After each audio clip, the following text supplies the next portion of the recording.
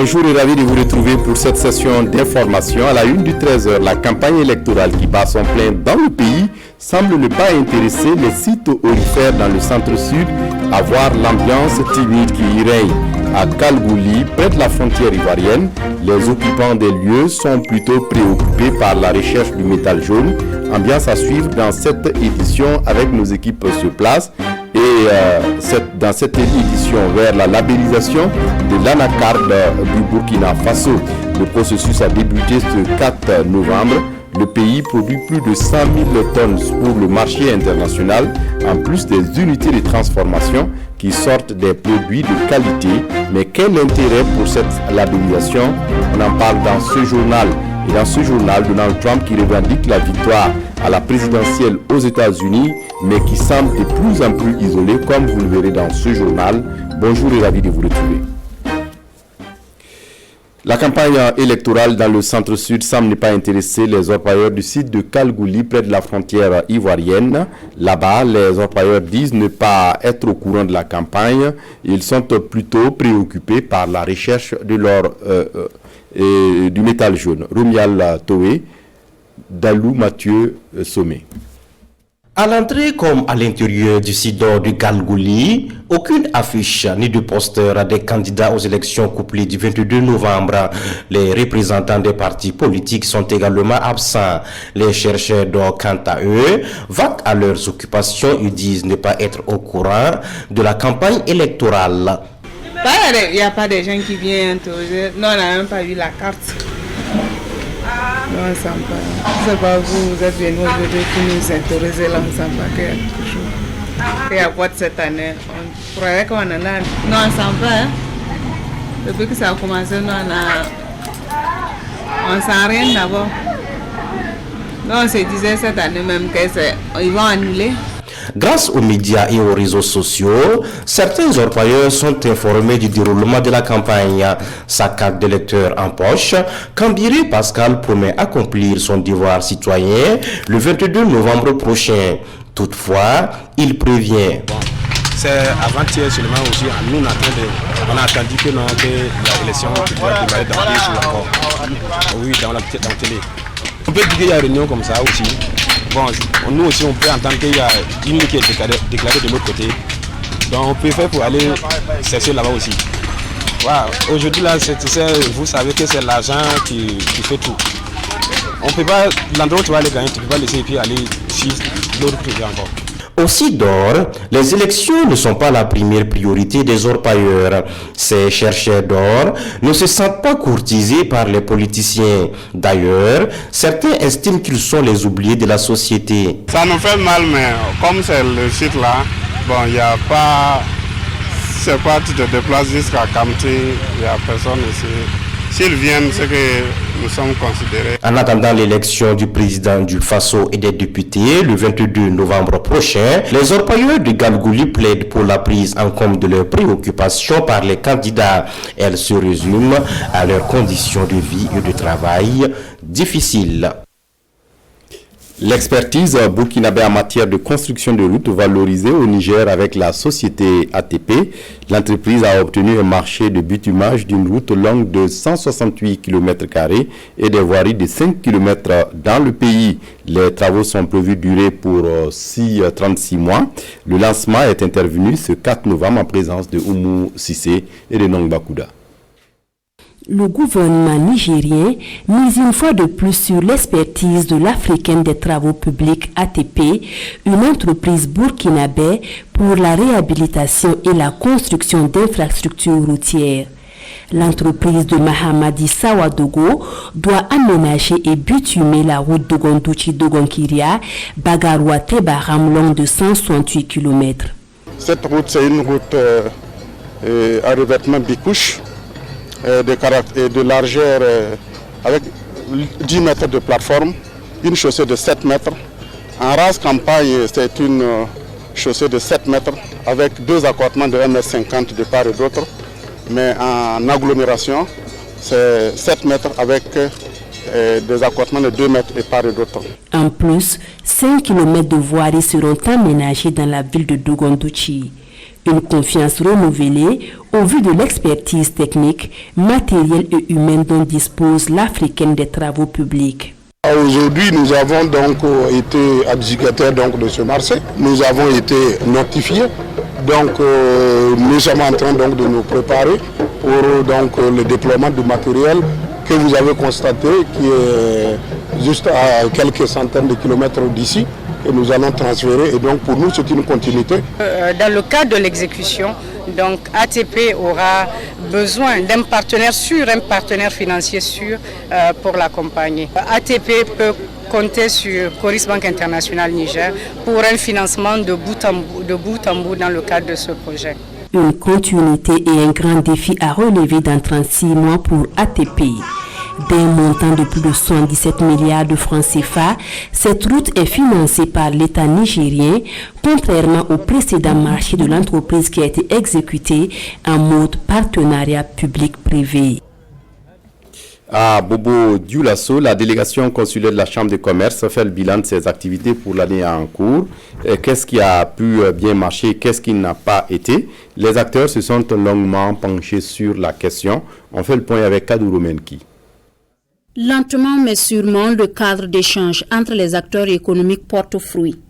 Pour cette première session au titre de l'année 2020, ces acteurs du monde des affaires des hauts-bassins font le point des activités menées d'une part et examinent les enjeux de l'amélioration du climat des affaires au Burkina Faso d'autre part. C'est d'abord leur dire, faire l'état des lieux, comme je viens de vous le dire, en disant là où ça a bien marché, là où ça n'a pas marché, mais également pouvoir dire au monde des affaires de notre région des hauts-bassins que le gouvernement a pris des mesures d'accompagnement dans le cadre de cette crise sanitaire, notamment la mise en place du fonds Covid, qu'on appelle Free Covid.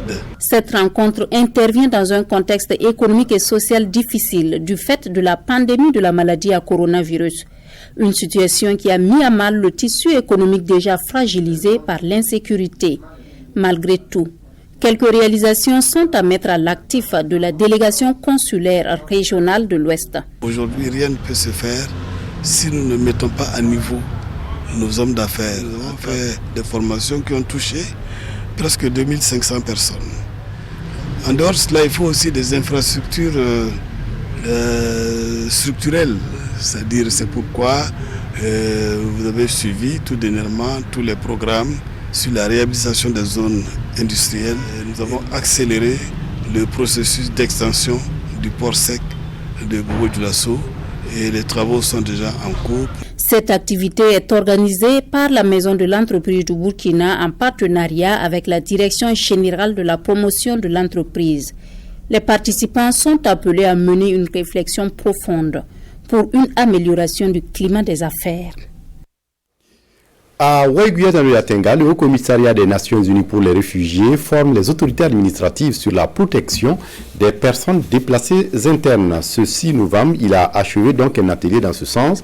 Des détails avec Abdourahmane Zongo. Statistiquement parlant, elles sont plus d'1 million à l'échelle nationale. Elles dépassent les 74 000 dans la région du Nord à la date du 8 septembre 2020.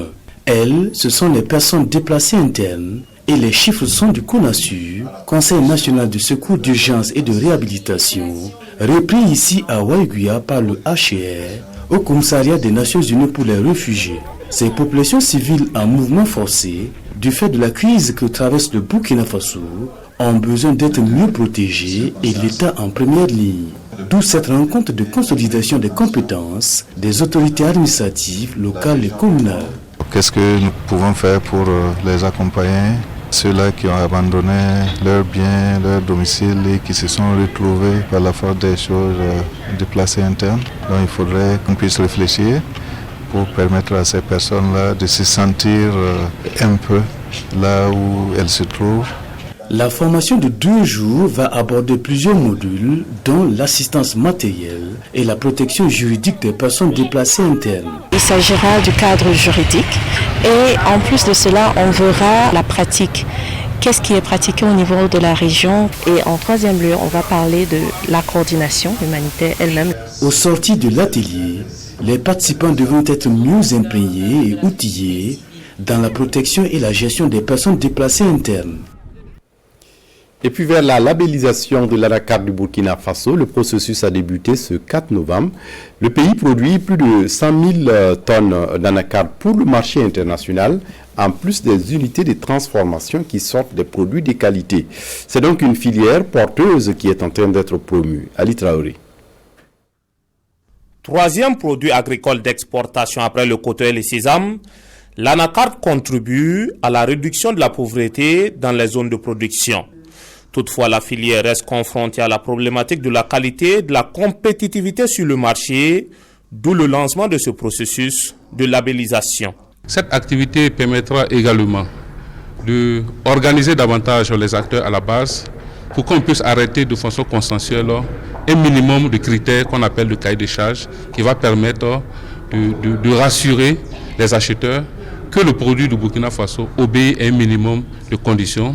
Et les éléments essentiels de l'anacarde, c'est notamment l'humidité, le taux d'humidité, ce qu'on appelle aussi le KOR. Ce sont des éléments sur lesquels on va s'appesantir pour pouvoir arrêter un minimum de conditions. Le présent atelier d'information et de sensibilisation devrait favoriser un bon déroulement de ce processus de labellisation en recueillant les avis de l'ensemble des acteurs. Ce sera la première étape et on va faire le tour des différentes régions de production de l'anacarde pour que les uns et les autres puissent comprendre d'abord le processus et donner leurs préoccupations sur un certain nombre de critères. Donc c'est à l'issue de cette tournée-là qu'on aura un document national. L'indisponibilité des plantes à haut rendement, une faible maîtrise des bonnes pratiques de production, ainsi que des techniques de transformation sont les difficultés de la filière anacarde. Une filière dont la production annuelle est passée de 50 000 tonnes en 2012 à 100 000 en 2017 pour des montants de 16 à 67 milliards de francs CFA générés comme devises. Et puis dans ce journal, zoom sur un producteur et éleveur de porcs dans le Moun. Il s'appelle Yao Ayasu et possède une ferme où on peut trouver des porcs toujours propres. Très attaché au suivi vétérinaire, notre producteur propose aux consommateurs de la viande de cochon sûre et exempte de maladies pour l'humain. Roger Kam, Ismaël Diloma Silima sont allés le voir. Perdu au milieu de la brousse du monde, Monsieur Ayasu Yao fait de la porcherie sa passion. Avec sa femme et quelques employés, ils élèvent les porcs de façon scientifique. Leur premier souci est l'alimentation. Elle doit être suivie selon des mesures très exigeantes si l'on veut avoir des porcs bien en forme. Notre porc, par exemple, il mange au moins 3 kilos d'aliments complets par jour. 1 kilo fait 250 francs minimum. Donc un seul porc est à 750 francs par jour. Ils ne mangent pas ce qui est dehors, comme vous le voyez, ils sont dans les enclos. Il faut aller chercher la nourriture qui n'est pas aussi souvent disponible. Les porcs de monsieur Ayasu sont propres. Ici, tous les jours, on veille à l'assainissement de chaque box et surtout au plaisir des animaux. C'est là où il mange, c'est là où il pisse, c'est là où il chie. Mais ce qui tient le plus à cœur le propriétaire de la ferme, c'est la santé des animaux. Aujourd'hui, il reçoit des vétérinaires parce qu'il a remarqué des taches inhabituelles sur les porcs, appelées rouget de porc. C'est une maladie qui se manifeste par des taches rougeâtres sur le corps des porcs. Et c'est une maladie bactérienne. Il faut faire vraiment très attention et suivre les plans de prophylaxie sanitaire parce qu'il y a des prophylaxies sanitaires. Les gens pensent que le porc n'a pas besoin de traitement, qu'il peut se traiter tout seul. Non, il est comme tout autre animal, comme bovin, ovin, il a besoin de soins. Après le diagnostic, place à la séance de vaccination. Maintenant qu'ils sont hors de danger, Dr Kokoa nous fait part des risques que l'on court lorsque les porcs contractent des maladies comme la cysticérose. Généralement, quand un porc attrape cette maladie-là, on découvre ça au niveau de la viande avec des des boutons au niveau de la viande et cette viande-là n'est pas bonne. Et si, par exemple, lors de il y a par exemple l'abattage et à la cuisson, si la viande est mal cuite, l'homme peut attraper cette maladie-là. Avec le suivi du protocole vétérinaire, cette ferme produit en moyenne 200 têtes de porc par an, avec des poids qui varient de 120 à 200 kg par tête. J'aimerais demander à tous les consommateurs de porc que nous sommes à leur disposition pour produire la viande de qualité. Ici, nous produisons l'alimentation, le service vétérinaire, tout est suivi. Il invite ainsi les éleveurs particuliers à se professionnaliser au profit de la santé des consommateurs. Et puis les changements climatiques au centre d'un atelier ce 5 novembre à Ouagadougou réunit les acteurs de l'environnement pour discuter des contributions déterminées nationales du Burkina, encore appelées CDN. Mais qu'est-ce que les CDN et quelles sont les conclusions de la rencontre? Le point avec Olopoda. Réduit de 18,2% le taux d'émission de gaz à effet de serre à l'horizon 2019, c'est l'engagement pris par le Burkina Faso en 2015 à la conférence de Paris sur le climat. Un engagement consigné dans la CDN, la contribution déterminée nationale. Ce document de référence en matière de lutte contre les changements climatiques est soumis ici à une révision. Sous l'accord de Paris, les États doivent réviser leurs contributions chaque 5 ans. Donc la première soumission a eu lieu en 2015 et nous sommes en 2020 et cette année nous sommes en train de réviser ce document. Et nous avons adopté une démarche très participative et inclusive, raison pour laquelle on a engagé une série de consultations avec l'ensemble des acteurs. Aujourd'hui, c'est les communicateurs et les journalistes qui sont concernés par ce processus de consultation. Le programme des Nations Unies pour le développement accompagne le gouvernement dans la mise en œuvre de ces projets et programmes visant à réduire les effets des changements climatiques.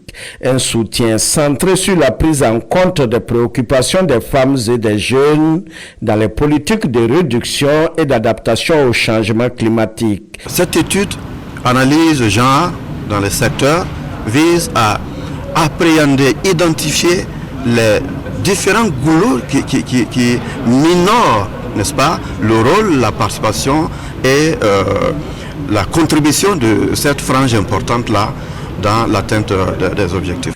Le Conseil permanent pour le développement durable, initiateur de cette rencontre, envisage poursuivre ces échanges dans les régions des Cascades, des Hauts-Bassins, de la Boucle du Moun, centre-ouest et du centre-est. Et puis la LONAB, la Loterie nationale burkinabé, remet de l'eau à des heureux gagnants.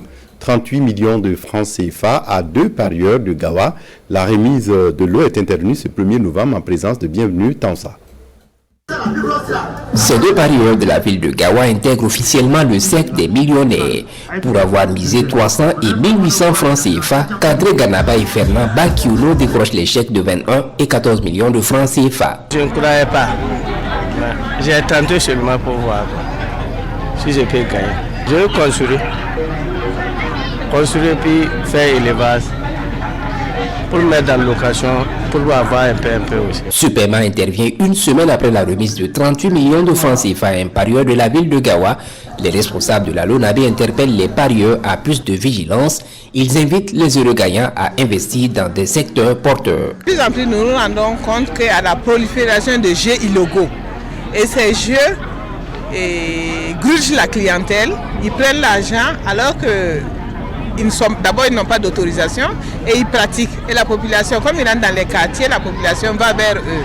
Nous invitons la population à plus de vigilance.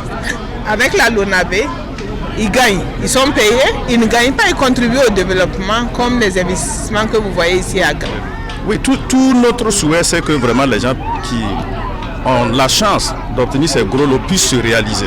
Alors, tout ce que nous voulons est que quand on va revenir les prochaines fois, qu'on voit que ces gains-là ont changé leur vie et que ces gains ont changé la vie de leur famille et que ces gains ont changé même, en tout cas, la vie tout entière au niveau de Gawa. Parce qu'ils peuvent créer des emplois, ils peuvent embaucher des gens, ils peuvent créer des entreprises, alors ils peuvent même donner des contributions pour aider en tout cas des gens qui ont besoin. Interpellé, le conseil municipal de Gawa promet accompagner les bénéficiaires à opérer des investissements utiles.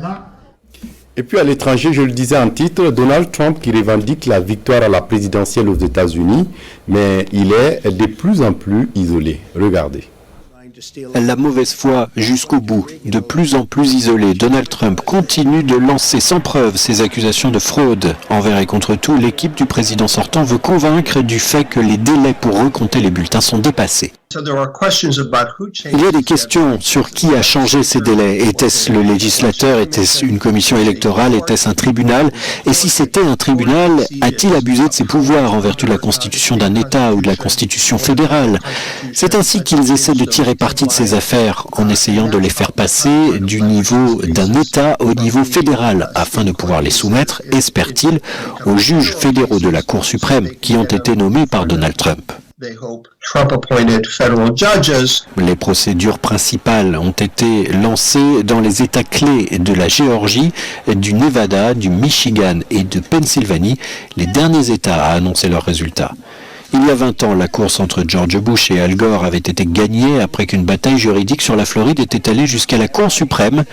Mais les juristes ne s'attendent pas cette fois à ce que la même chose se produise. 2000 est probablement l'élection qui revient le plus à l'esprit quand on parle de la Cour suprême. La Cour suprême avait revu la décision de la Cour de Floride et avait émis son avis le 12 décembre, juste avant la date limite pour nommer les grands électeurs.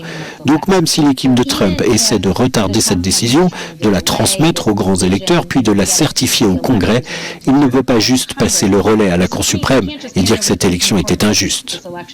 Trump dit qu'il va se battre jusqu'à la Cour suprême, mais on ne sait pas si toutes les poursuites qu'il intente vont aller jusque-là, et même si l'une d'entre elles serait de nature à changer le résultat de l'élection.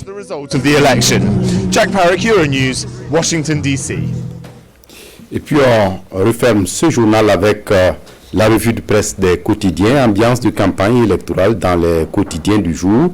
Les parutions reviennent sur l'ouverture de la campagne du candidat Roch Kaboré à Bobo Dioulasso.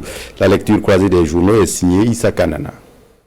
Bobo Dioulasso, point de départ de la machine électorale du mouvement du peuple pour le progrès aux élections de novembre 2020, peut-on lire dans le journal Le Quotidien. Comme en 2015 nous informe le journal L'Observateur Palga, c'est à Bobo que Roch Christian Kaboré a lancé sa campagne et cela lui avait porté chance. Et comme on ne change pas une équipe qui gagne, c'est ce qui a amené le candidat du MPP à prendre le top départ dans la ville de Sia pour la deuxième fois, selon Adja Fatmata Sanon, la directrice de campagne du Oué, repris par l'Obs. Et le moins que l'on puisse dire, c'est une marée orange qui a déferlé au stade Samuel Lamizana, constate le doyen des quotidiens burkinabés. Satisfait du candidat Roch Christian Kaboré, qui dit être convaincu dans les colonnes d'aujourd'hui au Faso que le coup KO sera une réalité au regard de la mobilisation. Achat de conscience dont Pascal Sessouma n'en veut pas. À son meeting à Pissi, le candidat de Vision Burkina a piqué une colère devant un monde clairsemé, nous apprend également aujourd'hui au Faso. Dans les colonnes du journal, le candidat explique que des militants lui auraient demandé de l'argent pour monnayer les déplacements. Refus catégorique donc de Do Pascal Sessouma, qui préfère compter sur 5 militants convaincus que des centaines de situationnistes, propos relayés par le journal. Le pays des hommes intègre a mal dans sa peau et le candidat Zéphirin Diabré propose 100 mesures pour sauver le Burkina Faso. Convaincu qu'il sera le prochain locataire du palais de Kossiam, le candidat de l'UPC dévoile dans le quotidien citoyen des batteries de mesures extraites de son projet de société. Des propositions synthétisées dans un document de 15 pages, reparties en 4 grandes parties, intitulé « Le nouveau départ », nous informe le journal de tous les Burkinabés. 100 propositions concrètes qui devraient coûter près de 18 000 milliards, nous apprend donc Sidoya. On s'arrête là pour ce journal, mais l'information continue à partir de 14h en langue nationale Moré, Dioula et Fulfulde. D'ici là, excellente suite de programme. Au revoir.